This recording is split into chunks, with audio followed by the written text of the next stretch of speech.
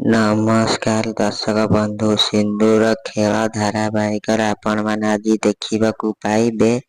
ଆଦ୍ୟା ଭାବୁଥିବେ ଏଇ ସ୍ୱାମୀ ସ୍ତ୍ରୀ ଯୋଡ଼ିକୁ ଏକା ସାଙ୍ଗରେ ବୋଲବମ୍ ଯାଉଥିବାର ଦେଖି କେତେ ସୁନ୍ଦର ଲାଗୁଛି।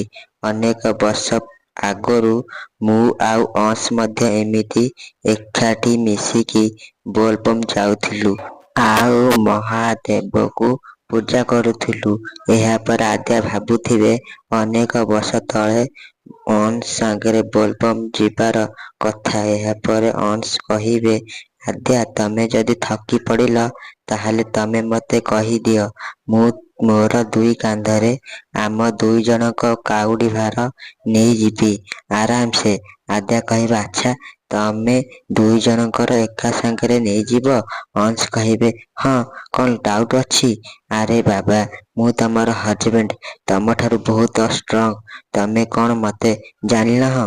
ଏହାପରେ ଆଦ୍ୟା କହିବେ, ଆଚ୍ଛା ଶୁଣ, ଯଦି ମହାଦେବଙ୍କ ମନ୍ଦିରରେ ପହଞ୍ଚିବା ପୂର୍ବରୁ ମୁଁ ତମର ସାହାଯ୍ୟ ନିଏ, ତାହେଲେ ମୋତେ ମୋର ତପସ୍ୟାର ଫଳ କେମିତି ମିଳିବ?